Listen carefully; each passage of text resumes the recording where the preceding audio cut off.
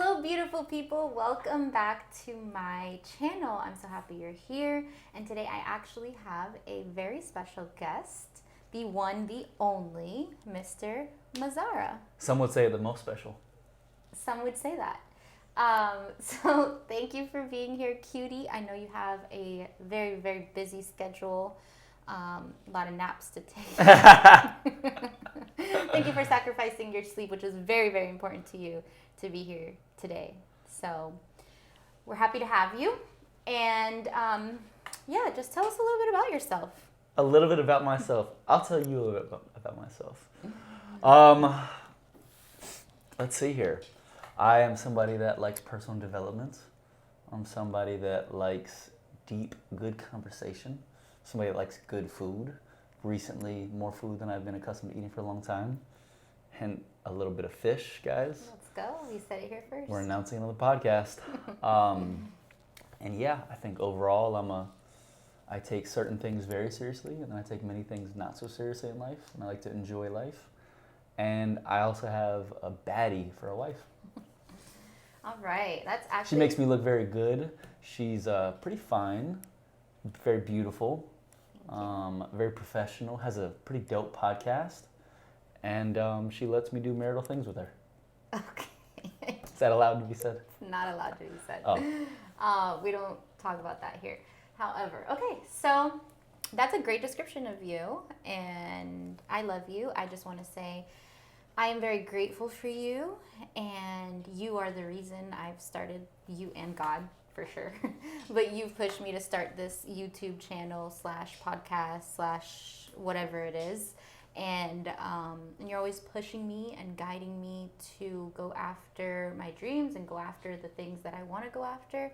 And I'm just very grateful for you. I'm grateful for you. I'm grateful that you started it. I think it's going pretty fire so far. You even got some good hate comments on YouTube. Yes, people are hating. I have gotten some good hate comments. Wow. It's actually like, wow, am I like making it? Is this what that means? Somebody told me to lay off the carbs and the sugar. So I have been trying my best to do that. Somebody has a podcast talking about their relationship with God, and they say, you need to cut off the carbs and sugar. That was pretty great. But you know what?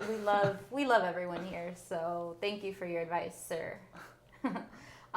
Okay. So first question is, tell everybody how you fell in love with me.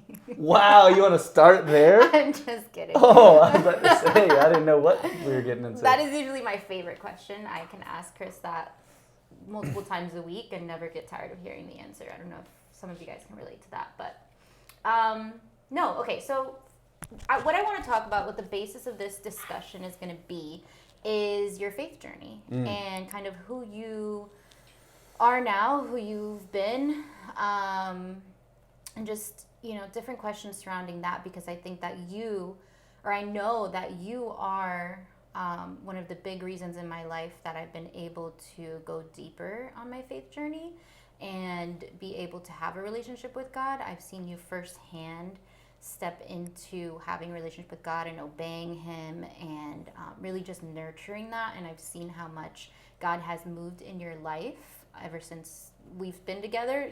It's just grown and grown and grown. And it's just been a beautiful thing to witness. And I am very grateful to be in such close proximity to you, to be able to experience that and have like a front row seat of how God moves in your life. And I've learned so much about, my walk with Christ just through you, and you just setting that example for me and for our relationship. Yeah. So my first question, what drives you? You already asked me a question, which was my faith journey, and then you said, Okay, so I'm going to ask that one next. The faith journey now? No. Now you want to go into what's drive? You just gave I didn't ask you a question yet. You already asked the question. It was at the beginning. I did not ask a question. Yes, you did. You said, tell us about your faith journey. No, I didn't. Yes, I said, you did. We are going to rewind this. And I was preparing my entire answer for my faith journey. And then you said, and now I'm going to ask my first question. What drives you? No, I said the basis of this conversation is going to be your faith journey. So listen, please. Pay attention to I definitely heard you say first question. Pay attention here. I want to talk everything about God, everything about how's your whole faith journey. By the way, what drives you? I know. I was like, dang, I need to put that one at the bottom. What do you do for fun? What kind of fish do you like to eat? Okay, now. What does it mean to be in relationship with God to you? Oh, okay. Well, I think to answer the whole question, for me, I didn't grow up in a religious household, or I think my parents knew they were Christian, but weren't practicing that very devoutly. But I think I just always had a relationship with God since I was a little kid, and I think I've always had a healthy fear of God, where I felt very young that if I didn't pray for my family and my parents like every single night before I went to bed, for their health, their safety, like I didn't know if something might happen to them. So I think I had a healthy fear of God, where it's like I just always wanted to pray, and like I always kind of made sure, like, am I going the right way, and am I going against what God would want? And I've just always felt that God was watching, and that God was always with me. And I've had that quite literally since a little kid. I feel like I just would walk around talking to God. Never went to church or anything like that, but I just had that understanding. And eventually I would actually tag along with my neighbors and stuff, and like ask them, like, hey, I want to go to church with you. I want to go learn more about this. And there were interesting churches, not necessarily the place that I would call home or that I felt connected to, but it was a cool first start to see like what it means to give your Sunday to God. I think when it comes to me and my relationship with God, I would say it's always been very, very strong. But my relationship to Jesus has been much stronger and much more devout for the last 3 years. So I've been rocking with God. Everybody knows I profess God for forever. Every spoken word poem I did, there was always some reference to God. Like, God's always been big. I just didn't know which religion I would fit in. Every religion has its teachings of how does it connect to God. And I didn't know which teacher until I found the Son of God himself, Jesus Christ. So it's been 3 years where I would say I went from kind of choosing which rules I would follow to me and you both saying, all right, we're going to submit our life to all the rules and actually do this properly and do this what it means to be a Christ follower. And I think if we were to just encompass what my relationship with God is, I think it's really obedience. I think a lot of how I live is to obey God. And I'm a chronic overthinker. However, as soon as I feel like I have instructions from God or clarity from God, I take action and I put all fear to the side. And I just immediately know, okay, this is what God wants. All right, boom, yeah, let's do that. No thoughts at all. Now I can walk in alignment. I think the overthinking comes before of like, well, what is God trying to say to me and which path should he confirm? But once I feel like I have that word from him, that confirmation, it's all systems go. And I would say my current relationship with God is really based upon my spiritual disciplines. And if I'm prayer walking, if I have my scripture going every day, if I am living in a loving and giving way, and I think I feel just ultimately very connected to God, and I think that I have his favor on my life. So when you said, you've always felt God's presence in your life ever since you were a little kid, I know you've experienced some loss in life. Mm-hmm. When you were very young, you lost your dad, and then also in college, you lost your best friend, Janat, that we all love and care for so much. How did that ever make you doubt God or question God? You're even, going through a tough relationship at one point in your life when all that was kind of happening. I think you've experienced a lot of heartache, more than most people, more than myself, I would say. And to see how you're still so faithful and obedient to God and have so much trust in him is a beautiful thing. But was there ever a point in time where you're kind of like questioning why are you doing this to me, God, and what's going on? No, that's the interesting thing. I think I would probably stray away from him in my relationship with him, but not like a rebelling, not because I was doubting if God was real or, I think spirituality, it was never trauma or bad things that happened to me that maybe pushed me away from God. I think it was more spirituality that pushed me away from God, where it's this idea of like, we understand there's this spiritual realm. We understand there's more to this world spiritually, but what does that mean exactly? And then, you start meeting sociology professors in college who are like, on your first day of class, are like, God is not real. Anybody who believes that is dumb. It's like your first day of class. Wow. And So, I think people like that, and honestly just going into spirituality and meditating and wondering if the Buddhists and the more Eastern religions have it right, where God is within and there is no God out. And, I think the understanding of spirituality and the more I learned there probably never made me doubt if there was a God, but probably pushed me away from being as connected and as close to him as I was, because I was more so just kind of wanting to learn and question and see which one made sense to me and which one I felt connected to. But I would say I think it's actually opposite. Whenever bad things happen in life, whether they're small or whether they're big, I believe it's in those moments that we are meant to learn something, and we're meant to grow from that, or God is trying to veer us in a certain way. So I'm usually saying, all right, when there's a bad thing happening, what is God trying to teach me right now? Or what am I supposed to be taking from God? Because I believe like there's lessons that we're given, things that happen in our lives, and the worst thing we can do is have to learn those lessons again because we didn't get the word from God that we were wanting. So to me, no, I never doubt him. I've just probably not been as close to him as I should always be. Yeah, I mean, I think it's hard to continue that relationship. Even I struggle with that, with, you get into this rhythm of like communicating with God, and we were talking about it before with, my prayers being so intentional and so, getting on my knees and actually really spending time with God.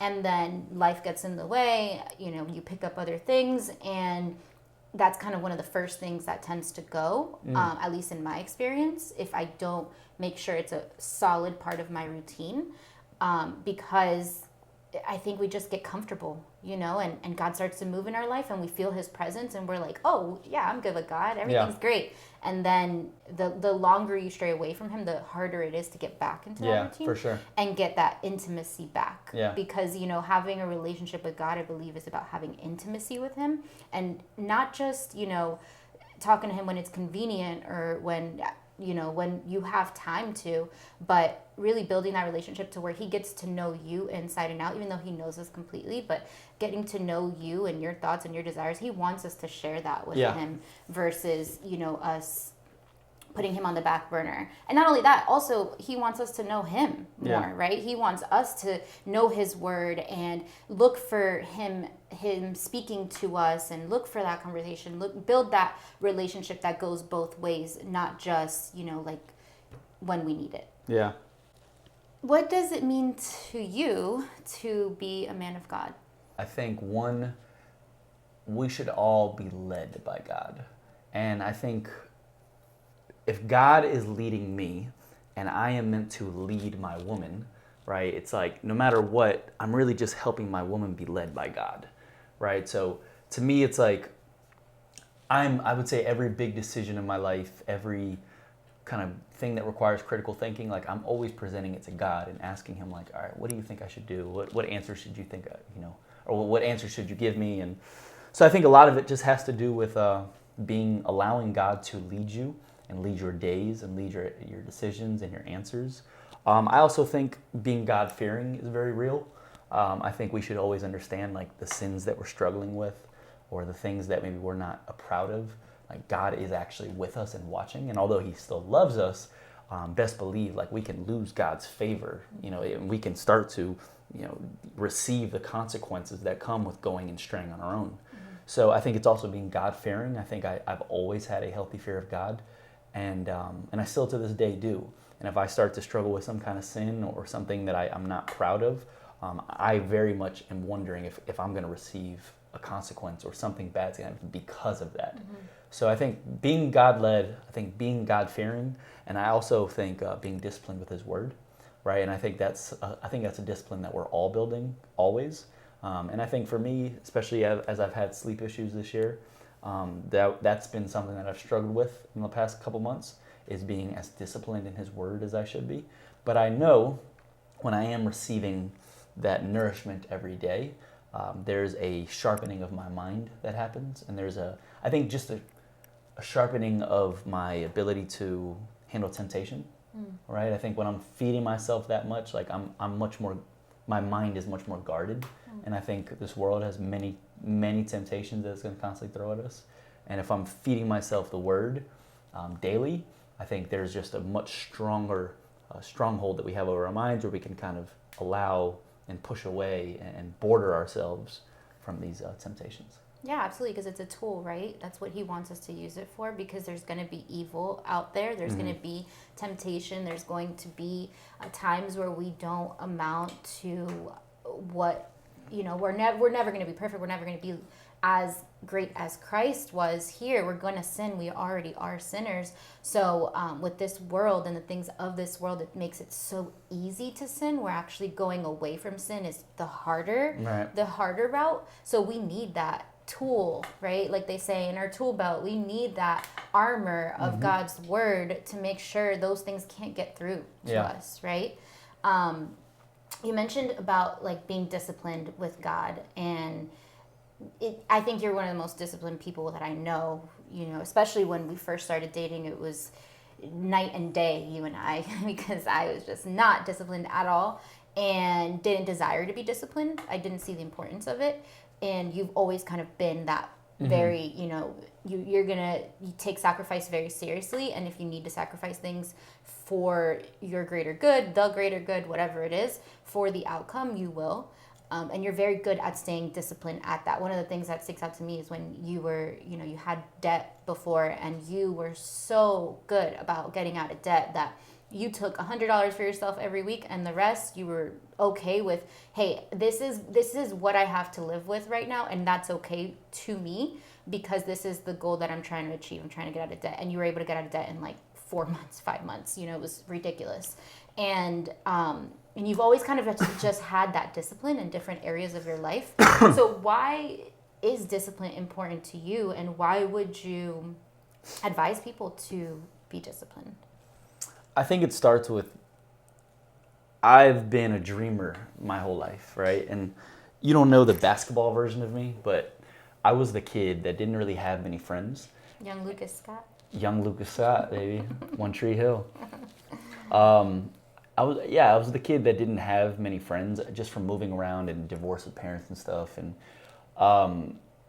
And I found myself just watching Michael Jordan documentaries and going outside and just training like every minute of the day, all the time. And that's where I became a dreamer.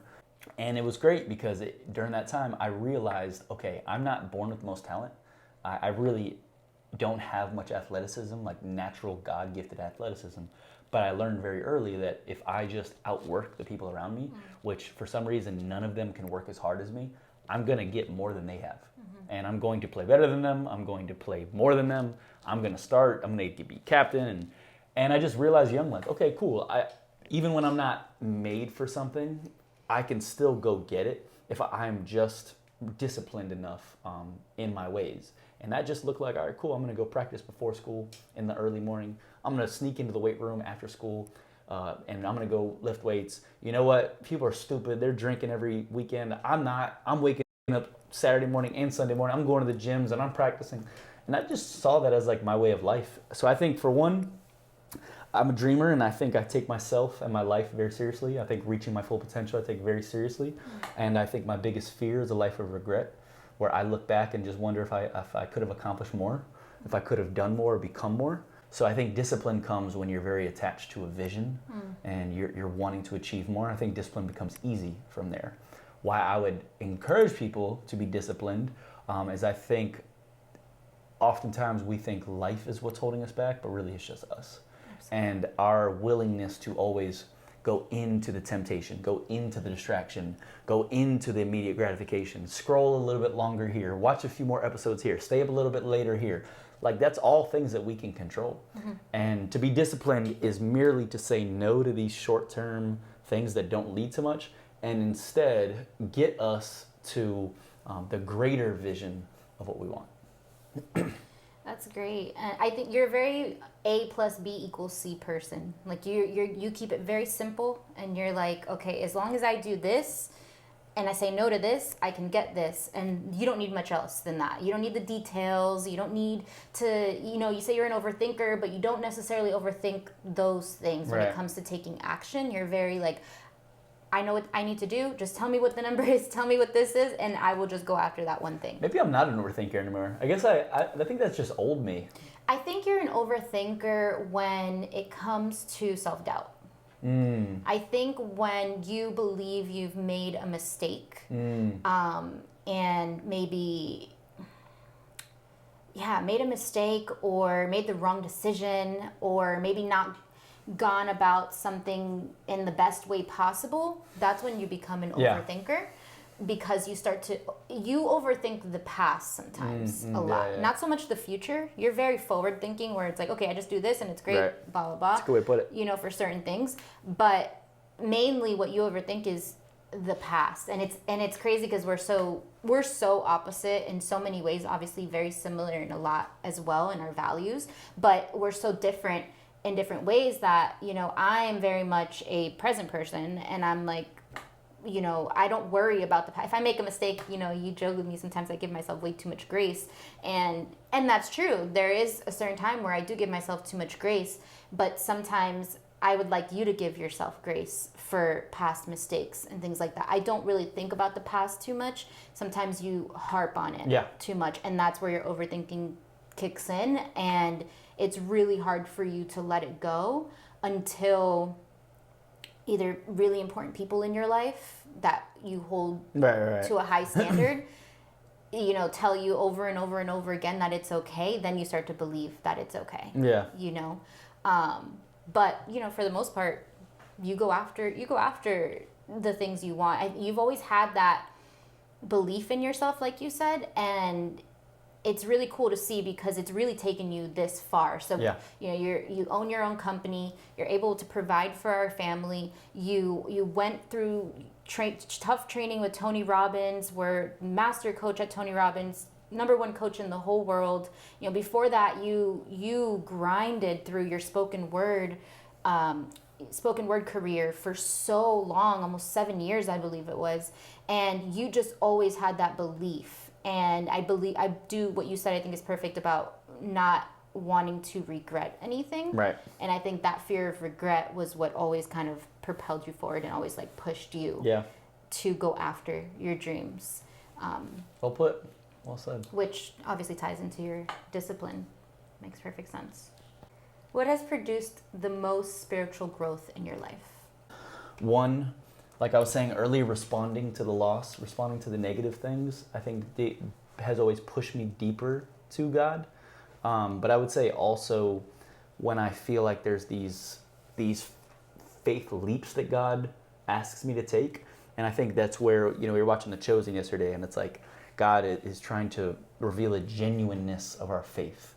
And for me, I think it becomes very genuine when I'm seeing so much risk around me, but yet I'm needing to take that leap still and trusting that God is actually truly for me, and I'm trusting in God and His Word and everything He says. So I think that has produced the greatest amount of faith, where it's like, God, you called me to quit my job as a high school teacher and now pursue this thing that's completely uncertain with Tony Robbins, if I'm actually going to get this job. And then 6 months later, my life changes, right? Extreme faith journey. My life could have really been altered if I didn't get that job. But trusted God that He was calling me. And then it's the same thing with becoming self-employed, right? It's like, all right, you know, there's so much risk here. Like I'm not throwing away, but I'm throwing away like this great opportunity with Tony Robbins. And I mean, I can just keep growing here and breaking records here and doing all this good stuff, have a name for myself. Or I can take this extremely uncertain risk that I believe God is calling me to, but I have no idea if it's going to work. So I think what spiritual growth comes is spiritual trust, right? Trust in God, trust in what He's asked of you and what He's telling you to do. And I think the more that we trust Him, the more we're producing the faith that He's looking for. And when do you feel like it's hard for you to trust God? When things are going bad, right? When things are not going, like I'm a guy that I think what you were saying earlier about my things with self-doubt, I think I'm a perfectionist, and I think I'm a control freak. I think those are probably two of the things that have held me back in my life. The perfectionism where I beat myself up for not being perfect, and then whenever I'm not in control of something and I feel like it's starting to be out of my control is where I freak out.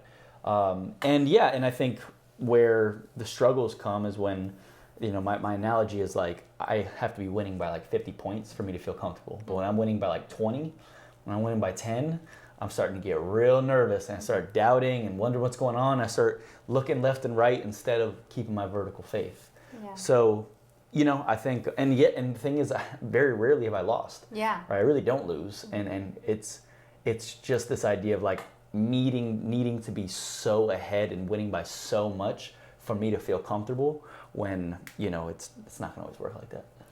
And do you think that comes from a place of lacking gratitude? Because even if you're winning by 20 or 10, it's not so far ahead, but you're still winning.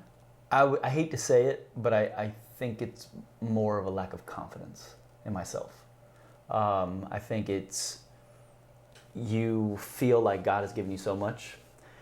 Like this year, right? I've started to wonder if what my future is with public speaking and if this is actually what I've always thought would happen, if this is going to happen. And I think when things don't start happening in the way that I'm hoping for them, I start doubting if I'm the person or if I have the abilities or if I actually have the favor of God anymore, if the calling of God anymore.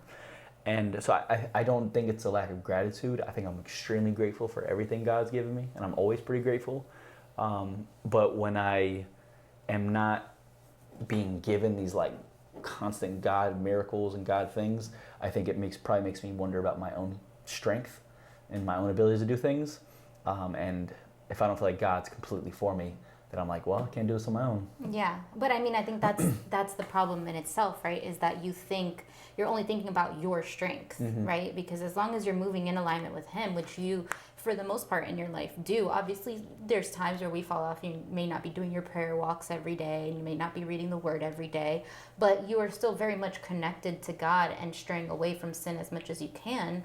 And you starting to doubt Him in those moments, or doubt yourself in those moments, is in essence doubting Him, because you know that you can't do it without Him. You know you cannot do it on your own strength, but yet that's what's taking you down this, rabbit hole of doubt and, fear and depression, or, whatever it is. You start to feel so overwhelmed that you forget that our God is so big, that our God wants us to rely on Him, right? And you're thinking that it's on you now if you're not good enough. But it's not about you being good enough or not. It's about if God is with you. Yeah. Right?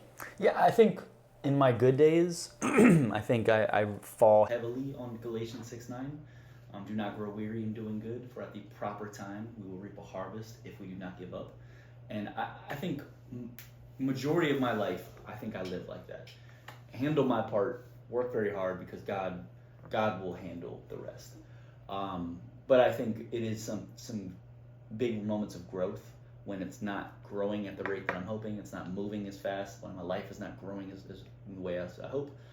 It's some growth that I need for sure to still maintain that perspective. So being, we've been together 5.5 years now. We have. 5.5 years. Married 1.5 years. Happiest time of your life? Yeah, that's what it was. I was going to finish. You were literally going to say that. Yeah. I know. No, but truly, we're so happy, right? But we're so happy. Yes. We're so happy, right? Blink if you're in trouble. So it's crazy when I think back. We started our relationship very much centered in Christ, and Christ may not have been a huge part of our relationship in the beginning like it is now, but He definitely was very present. The fact that the very first weekend we started dating, our very first date that Sunday, we went to church together and pretty much went to church every Sunday after that. And I think that has helped guide us so much in our relationship.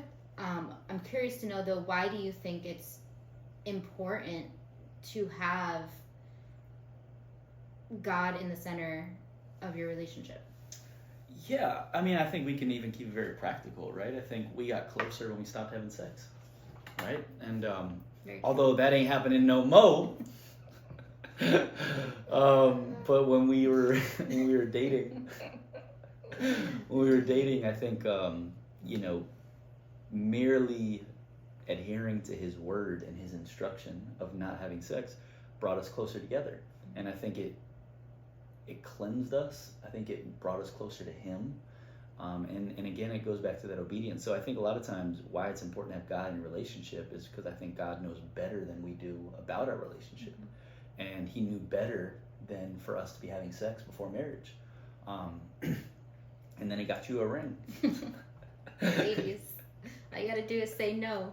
If he's the one, he will get you a ring quickly. But Quick. I think because he knows better for our relationships. And I think there's also, I think love is forgiving, right? And I think love in every single part of Corinthians, right? I think love is explained so well, but I don't think that let me speak for myself, was my natural way of loving. I think I love probably a bit conditionally. I think forgiving and holding grace for you, like that, those are things that didn't come naturally as a high performing masculine male, and I think I was judgmental. I think there was many things about me that weren't of God's love. And I think when you put Christ at the center of your relationship, you'll start experiencing what true love is. Not just when we think about intimate love, but I think true love for people, right? True love for our brothers and sisters, for our friends, for strangers, for our enemies. And when you develop Christ's way of loving, and you bring that to your marriage is going to be far better than you would ever have it without him. Absolutely. So that goes from your dating, your relationships, anything.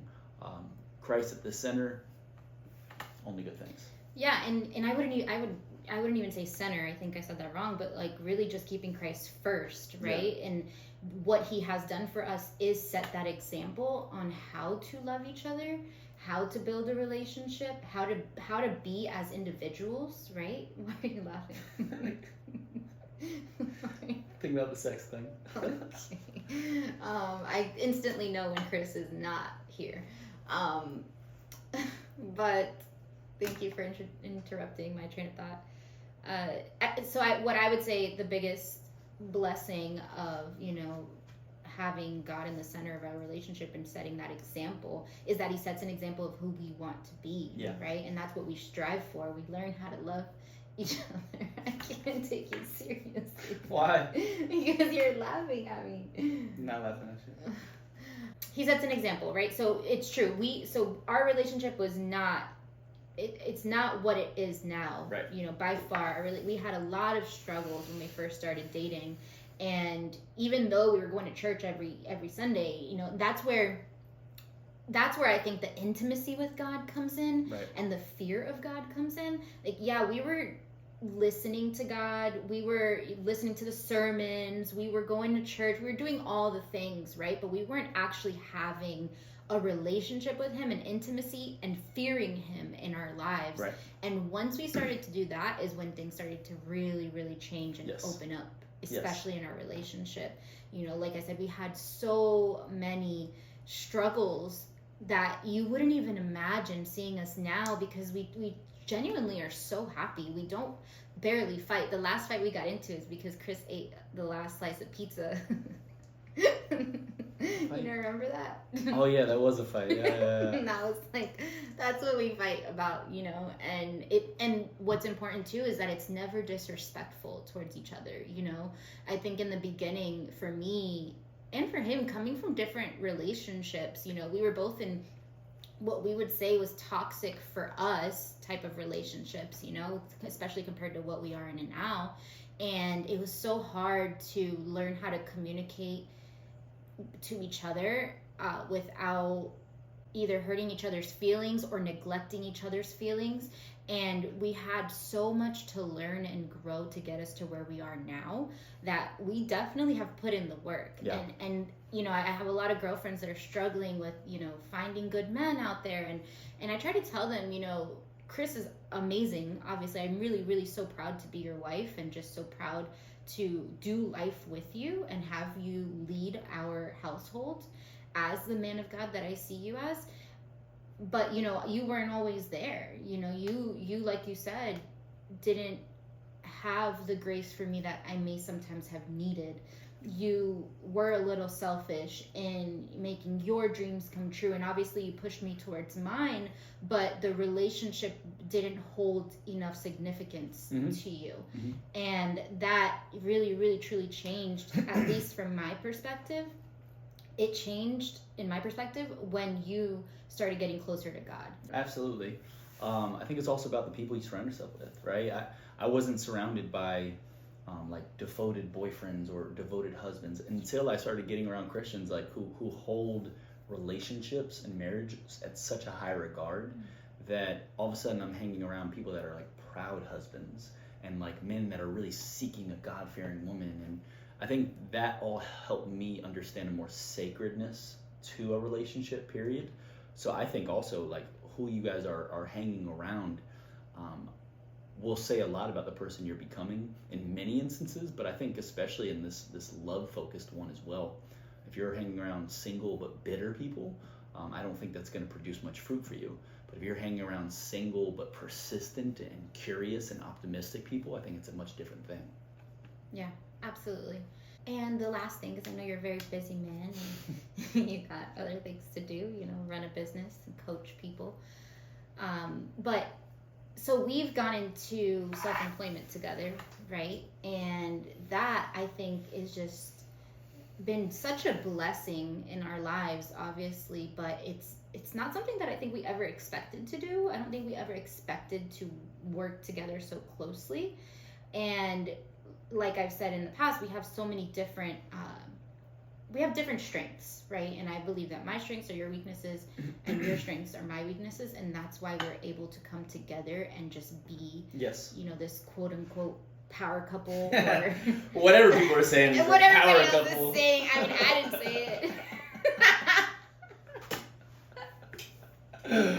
That's great. Hey, God said it, okay? That's great. No, but I believe I'm very proud of our relationship. I'm very proud of the growth that we have in our relationship, how we support each other, how we can love each other, how we can have fun with each other, and grow, truly grow as individuals, but also together. Yeah. And it is so beautiful, especially because there's so many people out there that don't have a healthy relationship. It's uncommon, honestly, to be in a healthy relationship, which is really sad. But, you know, and healthy in all aspects of like, are you growing as an individual? Are you both growing? And can you come together and grow? Are you in alignment? Are you able to compromise? Are you able to have the tough conversations and, you know, move forward? So I believe that we've come a long way, right? And then in a big testament to that is the fact that we are able to work together and be self-employed together and build this beautiful life. But, you know, what do you think about couples working together in business and maybe starting businesses? I think naturally we should always be the biggest support system of our loved one, of our significant other. So I think when you have something that's as important as your business, having your biggest support system only makes sense, right? And because I think nobody's going to care about your business, your product, your passions as much as you do. You can hire people, you can outsource it, but the truth is nobody's going to care as much as you do. So when you have your significant other that's doing it with you, who cares as much as you do, now you're multiplying yourself times two. And if you're as blessed as we are, Madi has strengths that I do not have, and I have strengths that Madi does not have, which in fact turns us into a much better business owner, right? Power couple. Many would say. But I think, you know, I think it can be very, very good. I would also caution people though in saying it can also be detrimental, right? And you must hold the relationship as still sacred, because although you're now business partners, you are still husband and wife or boyfriend and girlfriend. And that's very, very important that the relationship comes first, because business, as we've seen with some of my closer friends, has brought us completely remove them from my life and remove me from theirs. And if you're not careful, you know, business is a very, very sensitive thing. And you don't want the cutthroat nature sometimes that comes with business to interfere with your loved one. So I think you have to also hold the relationship in a high regard.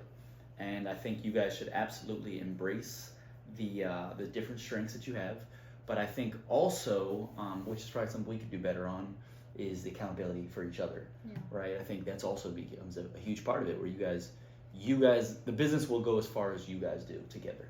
And if you're providing accountability to each other, hey, this thing needs to be done, where's this at, hey, what's going on here, and you guys are constantly pushing each other in that manner, then I don't think good things come, I think great things will come. Yeah, absolutely. And I think, with the accountability, obviously, like, personally, what I can say from this experience is not taking things personal, because I very much did in the beginning, and sometimes I still struggle with that, with don't tell me what to do, or I am doing this, or, like, in essence, you're each other's bosses, right? And you're only doing that to help the business grow and help each other stay accountable to the things you say you're going to do. So I know from firsthand experience it may be hard to hear those things, but it can only be for the greater good. And then this last thing that I'll say is that even though we're in business together, we both do also have our own separate interests, our own separate outlets and passions.